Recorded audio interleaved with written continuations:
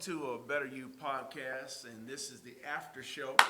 And we are fortunate to have a live audience here with us in the studio. Come on, y'all, clap it up for yourselves for joining us, and listeners from around the world listening and watching to a Better You podcast. And of course, this is the Anthony McFarland channel. And my special guest today, I have two athletes with me as a junior at Pasadena High. This gentleman threw for 2,697 yards and 26 touchdowns with 5 interceptions.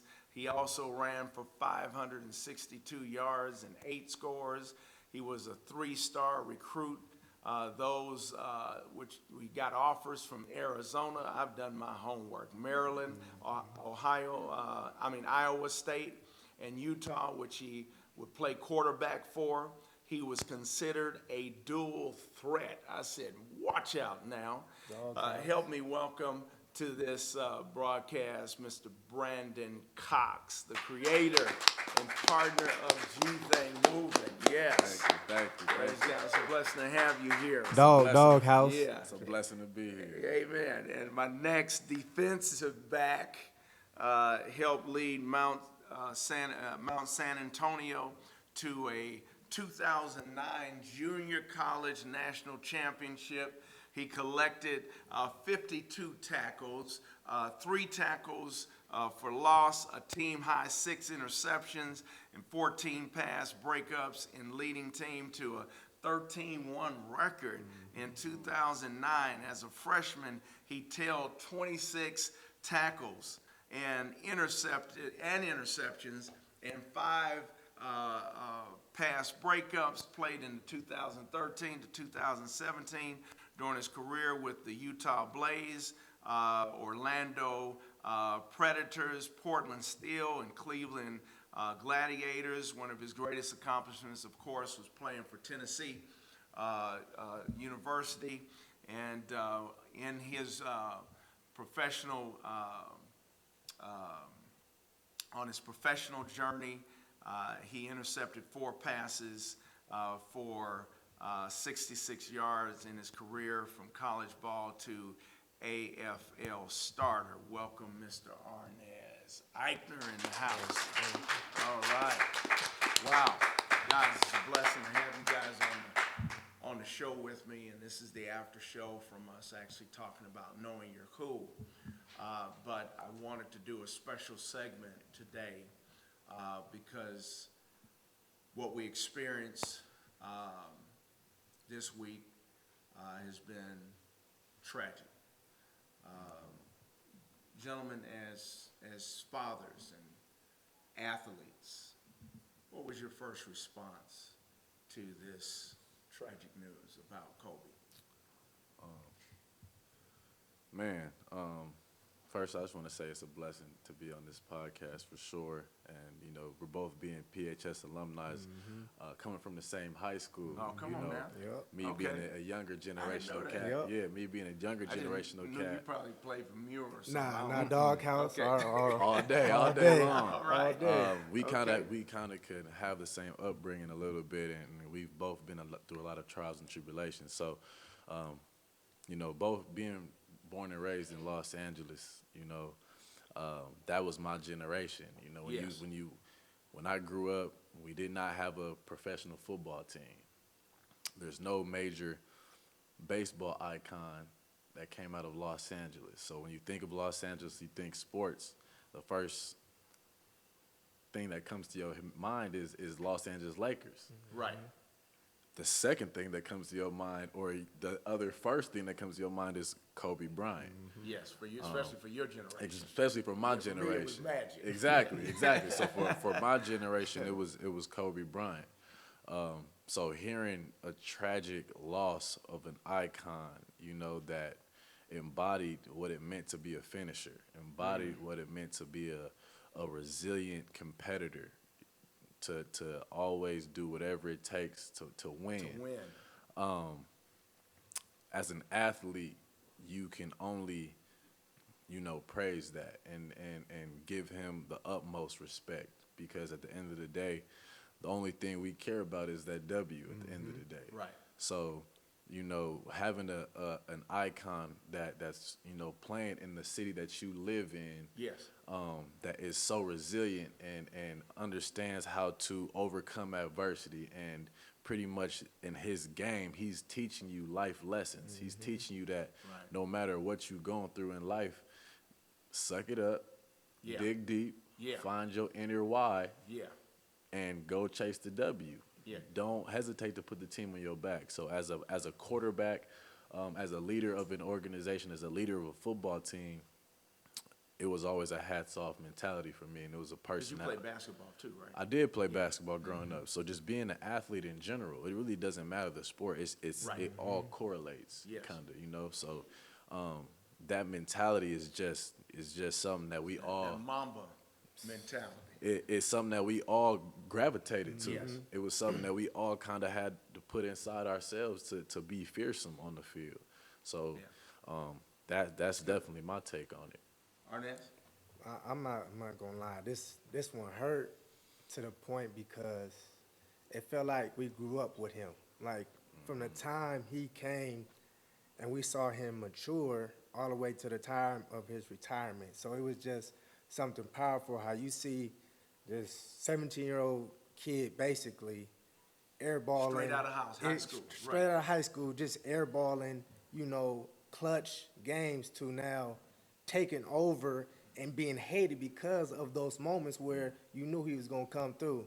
Like, people are really like, man, if Kobe touched the ball, it's literally, this game is over. It's over. And that's one thing about it. It was just the fire in him. Yeah. And it's nothing you could do, say, it would not matter. And it was things in his life that was going on that he overcame while, regardless of all the stuff going on, all the noise, he still overcame. He was still performing Yes. at a high level. Yes. That's so hard to do, especially when things are trying to take your mind away from the game for something that you love. Like, it's so much things you can get, you know, if something not right with your routine, everything can mess up. This Just one little thing. one little thing. And this guy, he had to go to court and then come to a game. Just the pressure of that alone and still perform. Yes. And during that whole case, he performed at the highest level. At the highest level consistently. And when I thought about it, and you mentioned it, when I heard about it, I said, nah, this can't be true at all. Yeah, This everybody can't. thought it was a hoax. It can't be true. And then instantly, Miles Monroe came to mind because all I can think about is he died empty. He didn't leave nothing. I thought about his last game. I saw the replay. He left that court dead tired. 60. It was no regret. It was just the way you wanted. And he said he felt no remorse. He had nothing else to give to the game. And that's all you could do as an athlete. Yeah, that's powerful. On our podcast today, and you all were with me here in the studio, we talked about how people knowing who they are is so important. And I believe that Kobe was the poster champion guy for the example of someone who knew who he was. And here's what I want people to understand about knowing your who. As much as basketball, hear me guys, and I know where the two of you are, and we're going to get into that, like what you guys are doing. But as much as basketball was a part of Kobe's life, it was a great part of him, right? It was not his who. It was not his who.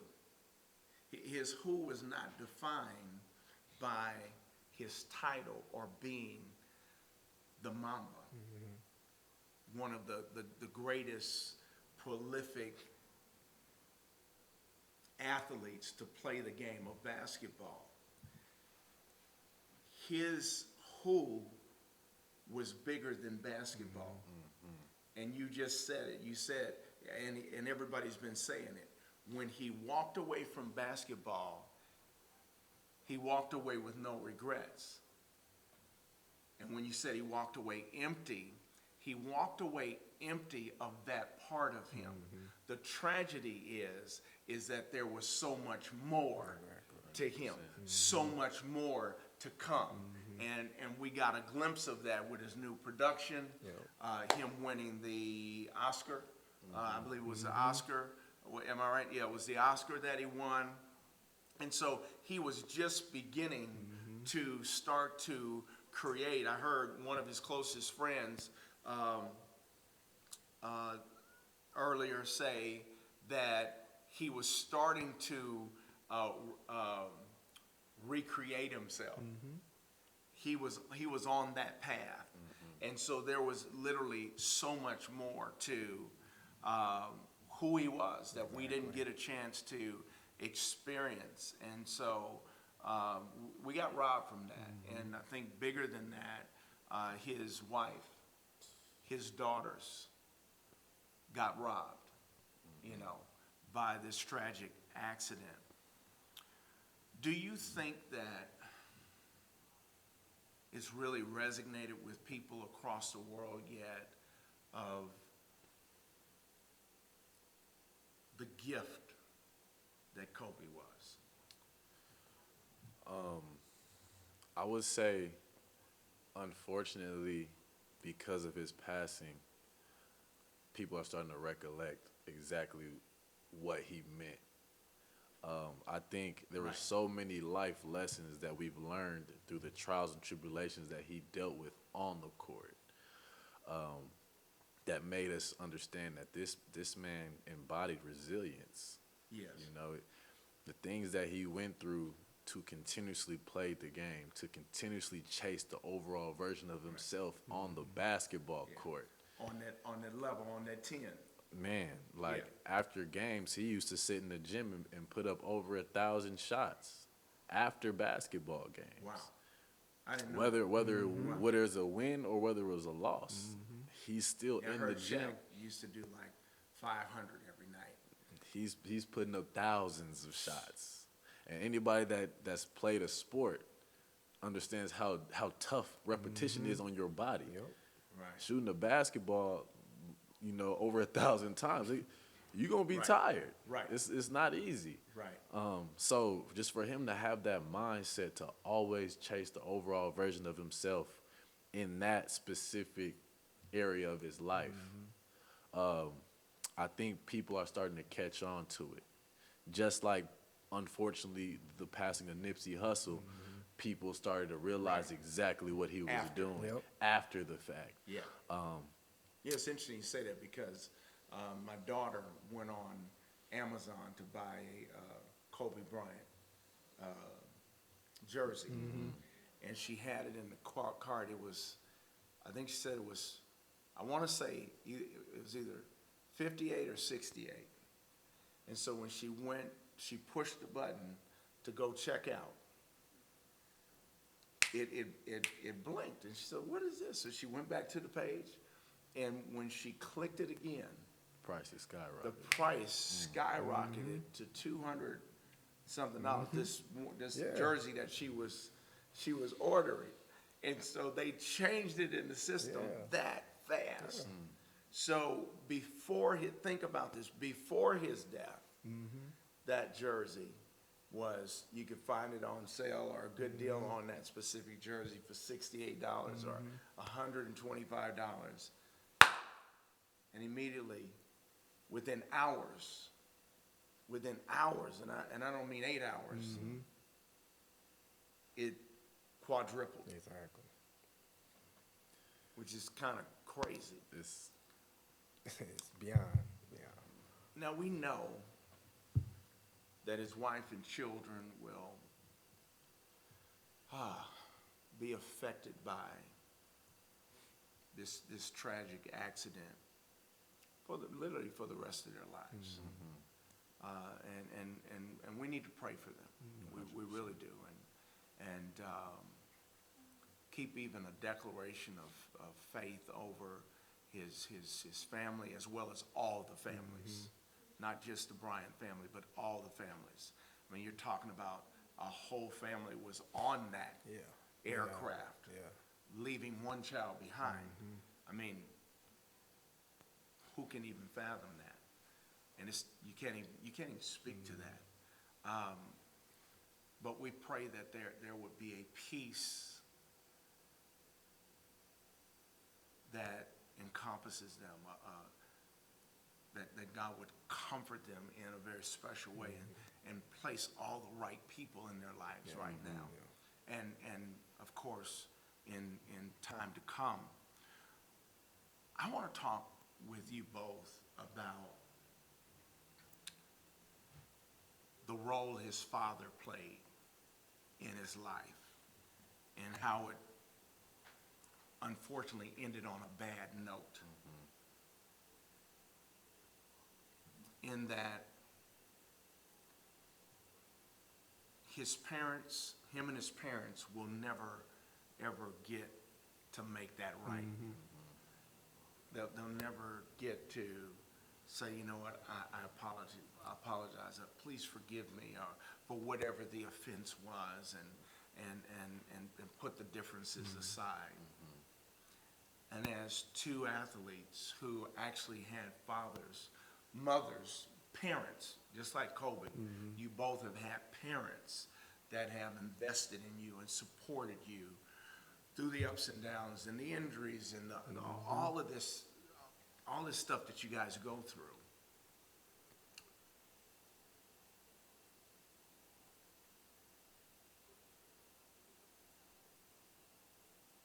What's your thoughts about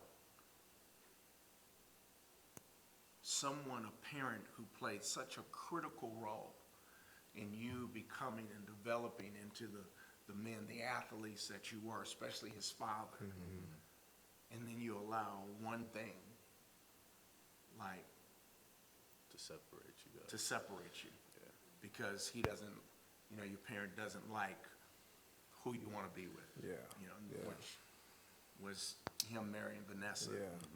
And not to I'm not focusing on the negative of it, but the far-reaching effects of allowing your differences to divide you to the point that you're estranged from one another, and then something happens, and there's no longer the opportunity to make things right. What's your thoughts on that? Go ahead, Ness. Yeah, that would be devastating, just because you really are there because, even God he created us, but you're made in the likeness and image of your parents. So without, the parent, you wouldn't even be in that situation. You don't even have that size. You don't have the mannerism, the foundation of who you are is from your parents. So to completely remove that because of, a choice later on down the road, just because of some indifferences, that's tough. And I already know that was tough for Kobe, because just the type of person he is, he's like, well, I got to keep moving forward. Like, I can't cry about it. It's nothing I can really do as far as hold it over, or I can't move forward, because that's just not him. But at the end of the day, it ate him up. And then especially his parents now, where they can't say, I'm sorry, or forgive me, or, I'm sorry, let me have this relationship with your family now. And I can only imagine, like, what's going on in their hearts. Like, they're probably just distraught. And to this point, I'm not going to say is it too late, but can you really reach out now? It's definitely tough, in my opinion. But just speaking from a standpoint to know what it's like to have a father that's played the position and the sport that you play, and being a child that wants to follow in that father's footsteps. Right. Because your dad played sports. Yeah, my dad, not only did he play sports, Your dad played baseball, but he was a professional. He played sports. He played quarterback, Right. I transferred to a college because of, you know, the steps that he made. He went to Hampton University. Right. After I left Utah, I decided to go to Hampton University because I felt like that was something I wanted to do. I wanted to follow in my dad's footsteps because he was always He a supported role you in model. that. Yes, he was always a role model in And my if I eyes. recall, there was an article, I stand to be corrected, that said that both your mom and dad was Hampton alumni. Hampton alumni. I said, wow, oh man. So, Full you circle. know, Oh, awesome. Yeah, full circle. yeah, personally speaking, me and my father kind of lived the same life. You know, he went to a major Division I college, transferred, went to Hampton. I went to a major Division I college, transferred, went to Hampton. Unfortunately, I just had 5 surgeries and didn't reach that next level. But it just shows you how much an impact a father has in a child's life. Yes. So knowing that personally and knowing, you know, the relationship that Joe Bryant and Kobe Bryant had growing up, it was because of Joe Bryant is the reason why Kobe Bryant He's had the reason why. that challenge accepted mentality, which created and evolved into the Mamba mentality. Right. He started that. Yes. It was he implemented all those key foundational principles within Kobe to get him to the level of where he was. Unfortunately, with key differences, it kind of severed the relationship when it came to Kobe becoming his own man. And unfortunately, it didn't go the way it wanted to. Yeah. I want to just pause a second, and I want to get the audience feedback tonight on just 1 or 2 thoughts on how important, well, your thoughts on their relationship being estranged, but more so, why is it important for families to work out their differences? I want to hear your thoughts. This is part presumption, but being a parent, I have always embraced my children's friendships, relationships, always invited all of the kids over to the house so I could hear what they have to say. Then I knew what kind of club my son was involved in when he played basketball at Muir, and then later in college, and was sought to the next level. I think that as parents, sometimes if we don't care for their choices, that we try to do the power pull. So now it's either them or it's us. Yes, make them And choose. Yeah. exactly, and that is a dangerous, volatile place. Even if they come over to your way of thinking or behavior, it doesn't mean that it changes their thoughts. So I think that it's, as parents, I would not want to have my son or daughter close their eyes without knowing that I love them. Yeah. That regardless to what their choices are, they're still a part of me.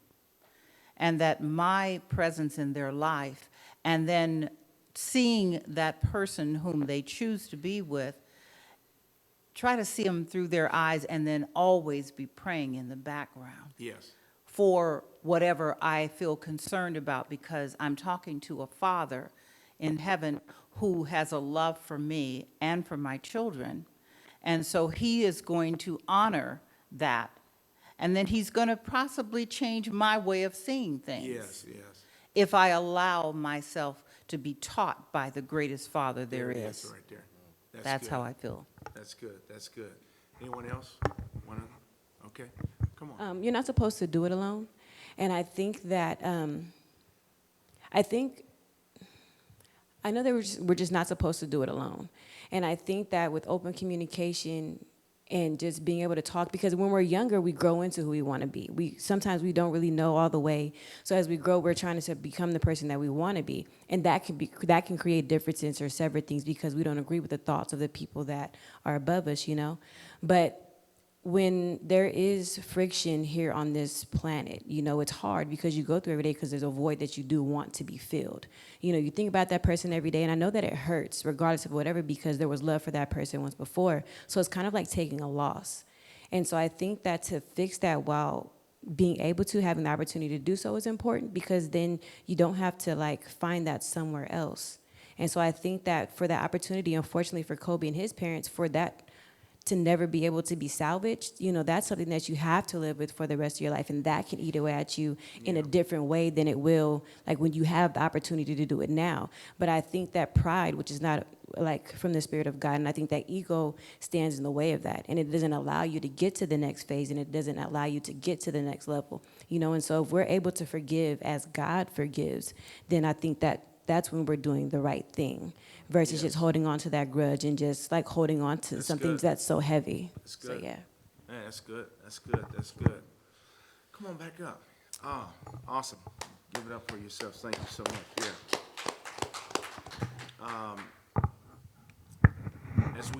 As we prepare to close, I'd like for you both to share with the audience, one of the greatest obstacles you've ever faced and how you overcame it. Arness? One of the greatest Obstacles you've ever faced. And what did you do to overcome it? I would say after my rookie year in arena football, coming back my second year, I tore my ACL. And at the time when I tore my ACL, my daughter was just about to be born. So at this time, you know, I was kind of just fighting where, like, I'm really down and out, really, at this moment. But at the same time, it was like, okay, let me get in this word and get strong. So I came back from the ACL stronger than ever. I came back in 7 months. That's the fastest, according to the doctors and the rehab people who doing my rehab. They said this is the fastest I've ever seen anyone do this, and it was nothing but the grace of God. That following year, though, second game of the season, first play, I broke my collarbone, and Wow. I wasn't even mad that I broke it. I was more mad because I just came back from the ACL. And just the amount of work that I put in just to get there. Just to get there. And it wasn't even like I was there yet to be fully like, okay, Arness, I feel back. I feel like the old Arness. But that was just devastating. And then from there, it was just like, okay, do I still want to play this game? Is it not for me now? Right. But then I had people confirming in my family, support, my foundation, talking to me. Yes. At the same time, for some reason, the word remember kept coming in my head, just popping up. And if you look in the Bible, really, God just wants you to remember what his word says. And so when I start speaking what the word was saying over my life rather than situation, then that's when I overcame those obstacles and whatever I was going through. Yes. So it didn't matter what I was going through, because I was an overcomer. I already had the victory. Yes. Regardless in this football, rather than business, I already knew who I was because God told me beforehand that I already had the victory. And if he's for me, who can be against me? So that is when I knew anything that I face, any trials, tribulations, I'm an overcomer. It doesn't matter. The word is always, and you got to work the word rather than just know it. You have to work it. That's right. And once I start working it, and I realize, I'm like, oh man, this is easy. Yes. Regardless of if I'm going through something, it's going to fall down. And at the end of the day, I'm going to come out on the other side of the storm much stronger than what I was Cream before. always rise to the top. Always. All right. Brandon. Man, you know, mine kind of attests to what Arness says. Anybody that's kind of broken anything in their body that's dealt with the rehabilitation process Yes. from a dead muscle or a dead bone in your body and have to build that back up knows how man, Painful, tough it is. painful. Just the whole process. It's very, very, you know, it takes a lot out of you.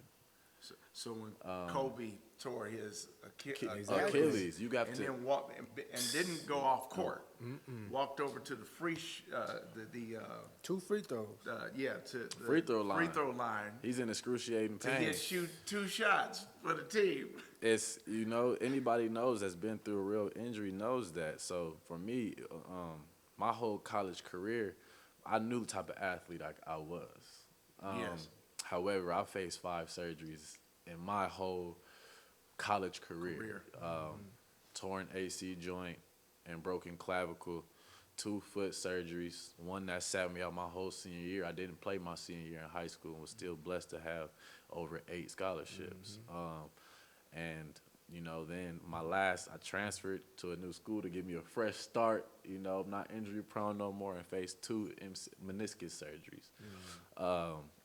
So at that point, my senior year, I have my final meniscus surgery. I don't play. And I really have to sit there and ask myself real life questions. Yeah. Pastor, I've grown up in the church. But as I went to college, I'm going to be 100% transparent. There was a time that I guess I lost my faith and was more so dependent on myself because of the leader and because of the person I thought I could be, that I could do this myself. And it took to me to be at the lowest point of my life because I was a young man that knew all I knew was football.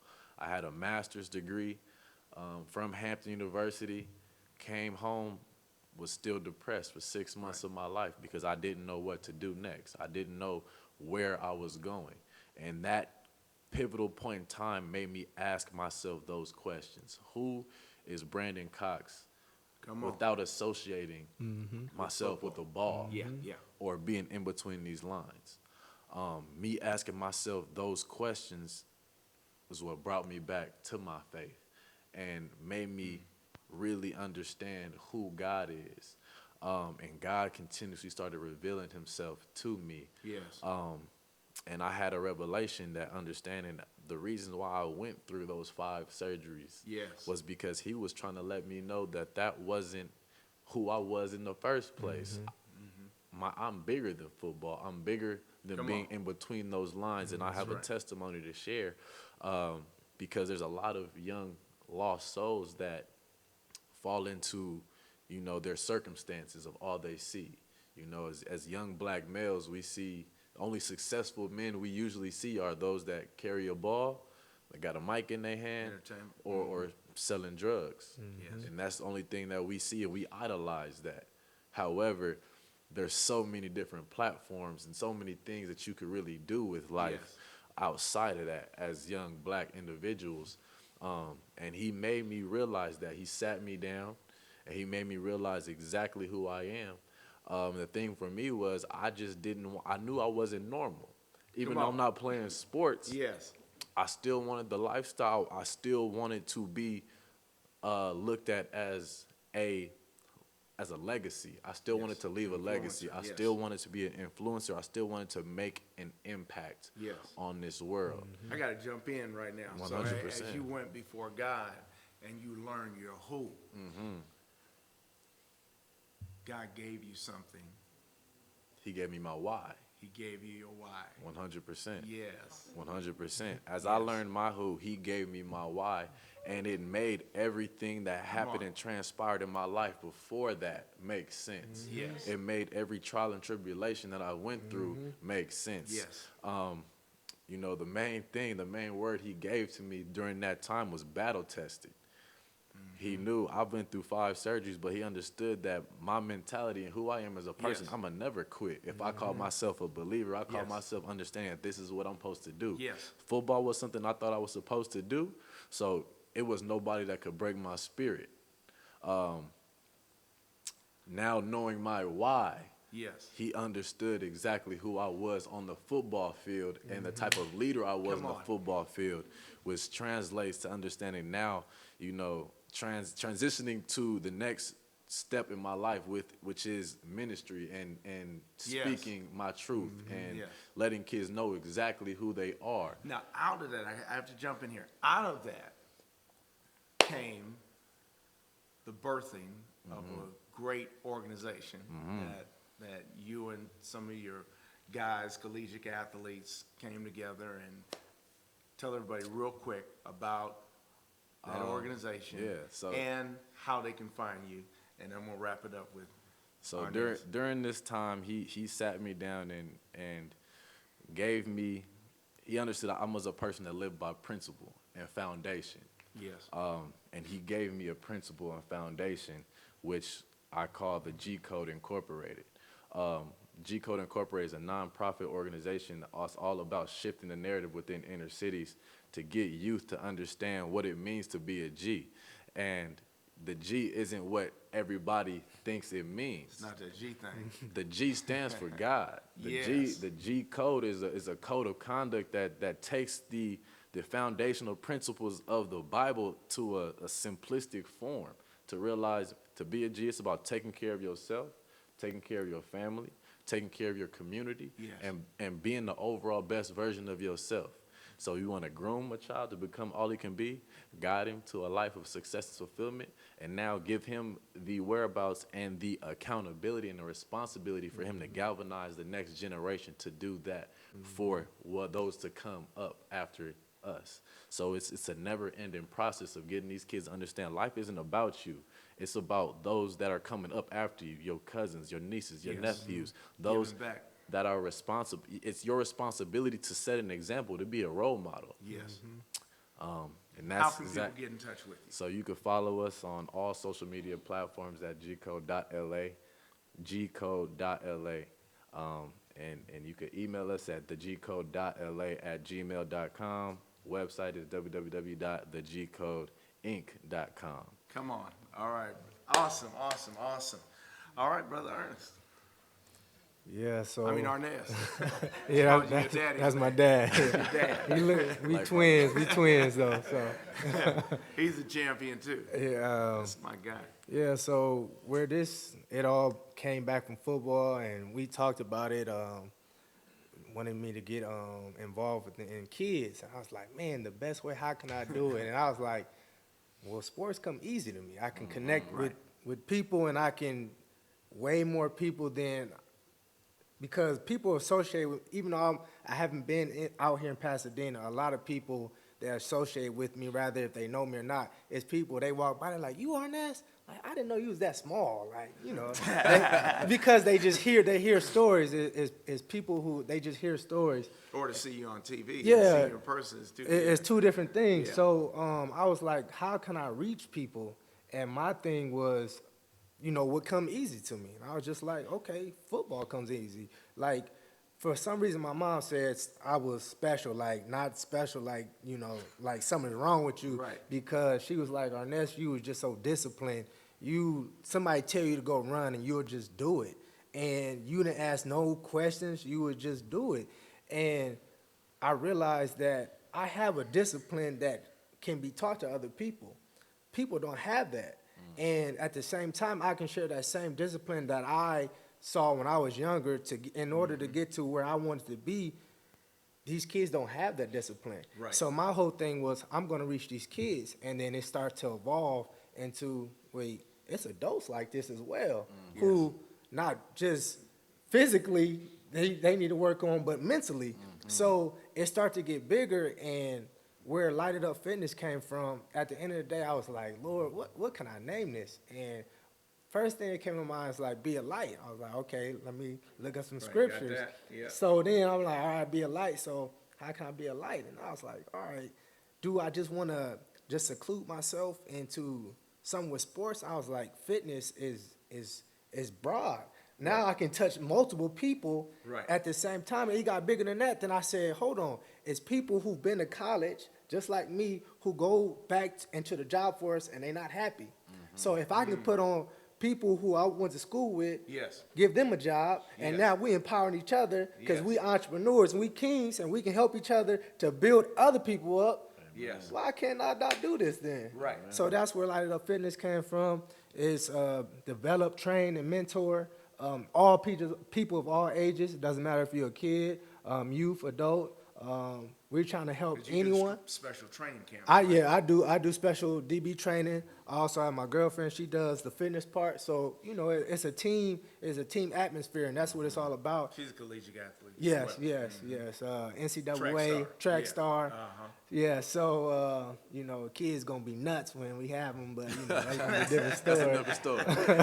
That's another show. So how can people get in touch with you? So you can reach us on Instagram, Light It Up Fitness, Facebook, Light It Up Fitness LLC, and our website is lightitupfitness.org. So those are the platforms you can reach us at. Awesome. Give our guests a big hand today.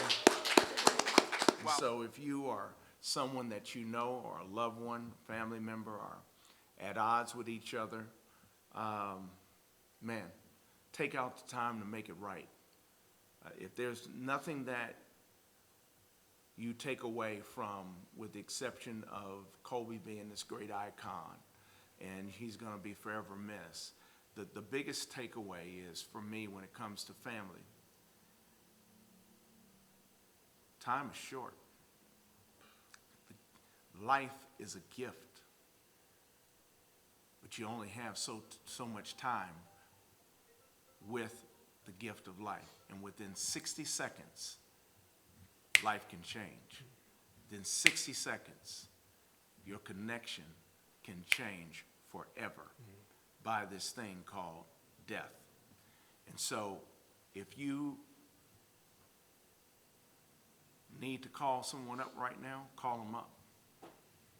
Call your mother up. Call your child up. Put the pride aside.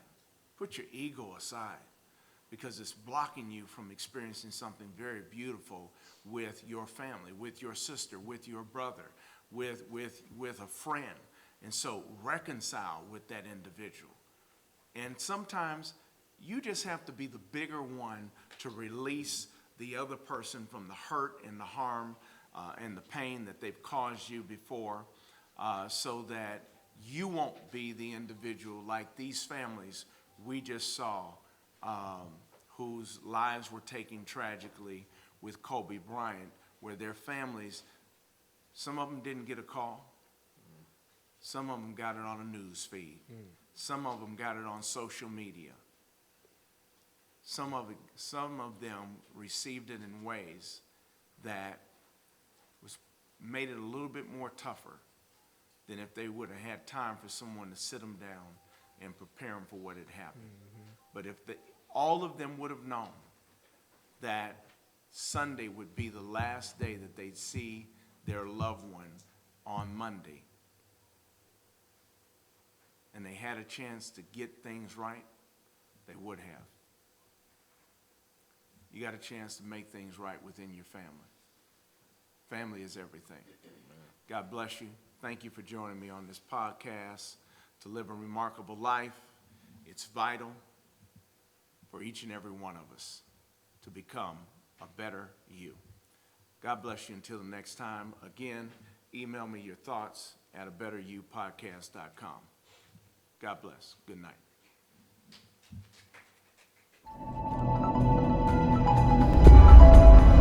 Thank you for tuning into A Better You program with Anthony McFarland.